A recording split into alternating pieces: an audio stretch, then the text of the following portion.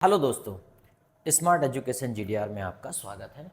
आज इस वीडियो में हम पढ़ने वाले हैं सिंक, ड्रॉन, क्राई, बीप। अब पता चला कि यहाँ पे सिंक का मतलब भी डूबना होता है, ड्रॉन का मतलब भी डूबना होता है, क्राई का मतलब भी रोना होता है, बीप का मतलब भी रोना होता है। तो समझ में नहीं आता कब कौन सा वाला रोना है। ठीक है, ये वाला रोना है कि वो वाला रोना है, ये वाला डूबना है कि ये वाला डूबना है। बाय परचेस भी एक ही बात होती है, दोनों का मतलब खरीदना होता है।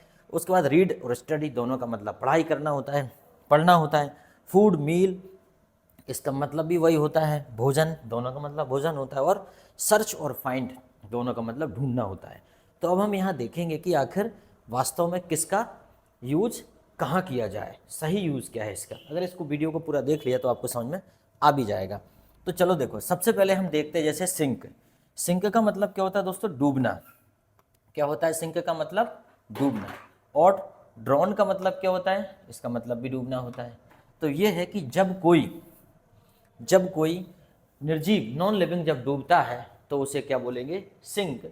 और जब कोई लिविंग बीइंग डूबेगा तो उसको क्या बोलेंगे? ड्रॉन। मतलब यह है कि जब कभी ये डूबेगा, नॉन लिविंग डूबेगा तो सिंक का प्रयोग करेंगे, और जब लिविंग बीइंग डूबेगी तो ड्रॉन का प्रयोग करेंगे। जैसे कि a ship is sinking in the sea. अब कौन से सी में? मान इन द इंडियन सी। ठीक है, इन द इंडियन सी। ठीक है, वो एक इंडियन सी में, एक सी में एक शिप डूब रहा है तो इसे क्या बोलेंगे? सिंकिंग। ठीक है, और अगर हम ये कहें a child a child was drowning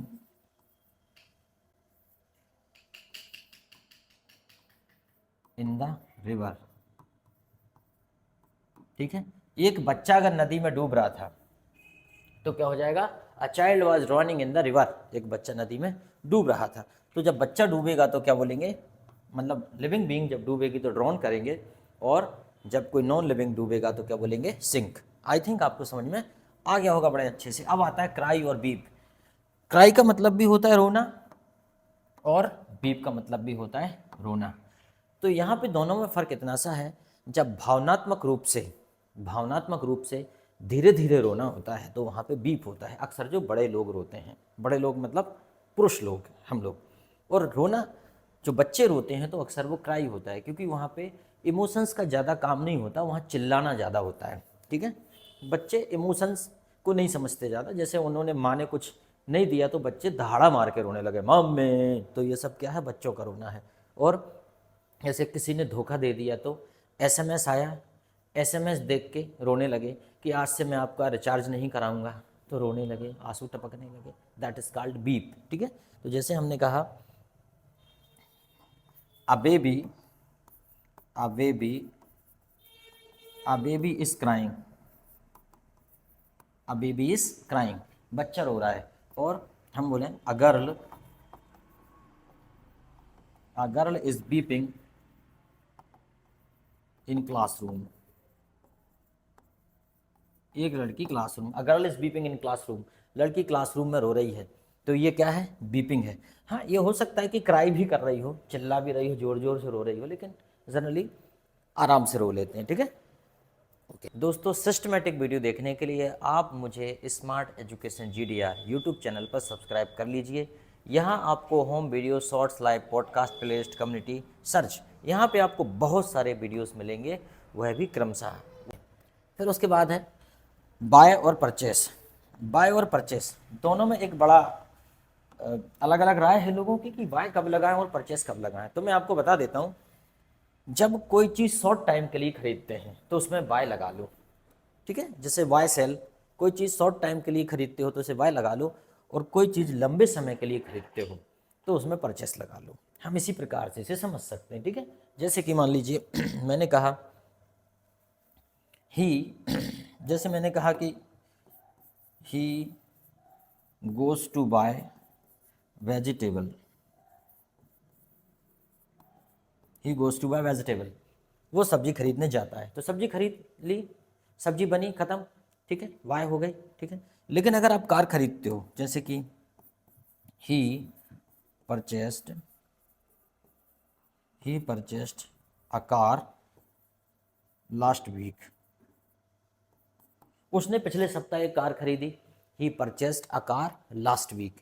तो यहाँ पे क्या है, वाई सेल का जो सिद्धांत है वो समझ में आ गया होगा आपको कि हम थोड़े देर के लिए कोई चीज़ खरीदते हैं तो वाई, और लंबे समय के लिए खरीदते हैं। कार ऐसी नहीं है कि उसने लास्ट वीक खरीदे और इस सप्ताह बेच दे, भाई घाटा लग जाएगा ना उसको इतने जल्दी। हाँ, अगर कोई बाय सेल अगर है तो वो दुकान पे लिखा रहेगा buy and sell, buy and sell car, वाई सेल पॉइंट, जहाँ पे कार खरीदी जाती हैं और बेची जाती हैं। ठीक है, ये डाउट आपका क्लियर। अब यहाँ पे दिया रीड और स्टडी, रीड और स्टडी। रीड, जब हम किसी जगह पर स्थायी बैठ के किताब को पढ़ते हैं तो उसे हम रीड बोलेंगे। ठीक है, और जब हम स्टडी का मतलब होता है पढ़ना भी, लिखना भी, और सारी प्रोसेस, पढ़ाई की सारी प्रोसेस को स्टडी। अगर आपसे पूछा जाता है कि which class do you read, तो आप बोल देते हैं कि आई रीड इन, जो भी आपकी क्लास होती है, I read in 9th class. वैसे तो ये गलत है, I study in 9th class बोलना चाहिए, क्योंकि वो सिर्फ पढ़ाई नहीं होती, बाकी पढ़ाई की पूरी प्रोसेस है वहाँ पे। तो इसका जो एग्जाम्पल है, नीचे मैंने कहा I read newspaper, I read newspaper daily. मैं न्यूज़पेपर पढ़ता हूँ, सिर्फ पढ़ने का काम होता है। लेकिन अगर मैं बोलूँ कि I study in BSc second year, तो यहाँ स्टडी लगाना पड़ेगा, क्योंकि आप बीएससी की सेकेंड ईयर की क्लास में पढ़ते हो तो वहाँ पे प्रोजेक्ट भी बनाते हो, पढ़ते भी हो, आपका सीसीएलई भी होता है, वहाँ पे बहुत सारी चीज़ें होती हैं, बहुत सारी गतिविधि होती हैं वहाँ पे, तो वो सारा का सारा सब पढ़ाई के अंतर्गत आएगा। ठीक है, तो ये डाउट भी आप क्लियर करा लेना कि कहाँ लगेगा। अब यहाँ पे आता है फूड और मील। अब दोनों का मतलब भोजन है, दोनों का मतलब खाना है, तो यहाँ पे डिफ्रेंशिएट कैसे करें इसको दोनों को। फूड मतलब वो वाला खाना जो भी तैयार नहीं हुआ है, या तैयार भी हो गया है, कुछ तैयार हुआ है कुछ नहीं हुआ है, उसको फूड बोलेंगे जनरली। तो हम इसलिए सेंटेंस बोलते हैं कि खाना बर्बाद मत करो। क्या बोलेंगे, खाना बर्बाद मत करो, डोंट वेस्ट फूड, खाना बर्बाद मत करो। ठीक है, ये वो वाले खाने की बात है जो अभी बना नहीं है, डोंट वेस्ट फूड। या जो बन भी गया है फिर भी डोंट वेस्ट फूड, खाना बर्बाद मत करो। ठीक है, और उसके बाद जो दूसरा वाला जो है मील, ये वाला क्या है, ये मील वो है जो खाना बन गया है और अब आपकी प्लेट में आ गया है, खाना बन गया है और आपके प्लेट में आ गया है। उदाहरण के तौर पर मान लो ये आपकी प्लेट में खाना बन के आ गया है, मान लो ये छोटी छोटी कुछ कटोरियाँ रखी हैं, है ना, कुछ ऐसे, तो आपके जो प्लेट में खाना आ गया है। ठीक है, कुछ और चीज़ें आ गई आपकी, तो ये जो है ये मील है। ठीक है, ठीक है, जैसे कि when do you take your meal, तुम अपना भोजन कब करते हो। When do you take your meal मतलब ये भोजन जो आपकी थाली में परोसा गया है। ठीक है, फिनिश योर मील, अपना मील ख़त्म करो, फिनिश योर मील। ठीक है, तो इस प्रकार से जो बना हुआ खाना है वो थाली में आ चुका, वो मील है, और जो खाना अभी बना नहीं है वो फूड है। तो जैसे कि फूड प्रॉब्लम, तो देश में फूड प्रॉब्लम हो सकती है। ठीक है, देश में फूड प्रॉब्लम हो सकती है। ओके, जब प्रॉब्लम होगी तो मील प्रॉब्लम नहीं होगी, फूड प्रॉब्लम होगी। आगे है सर्च और फाइंड। सर्च और फाइंड, सर्च मतलब होता है ढूंढना और फाइंड मतलब भी होता है ढूंढना भाई। तो सर्च और फाइंड में क्या अंतर है, फ़र्क इतना सा है कि जहाँ पे कोई इमरजेंसी बात होगी तो वहाँ पे हम क्या लगाएंगे, सर्च, और जब कोई इमरजेंसी बात नहीं होगी, कोई बहुत ज़्यादा इंपॉर्टेंट नहीं होगा, तो वहाँ पे क्या बोलेंगे, फाइंड। ठीक है, जैसे कि सर्च, तो उदाहरण के तौर पे जैसे कि पुलिस उसे ढूंढ रही है, पुलिस इज सर्चिंग,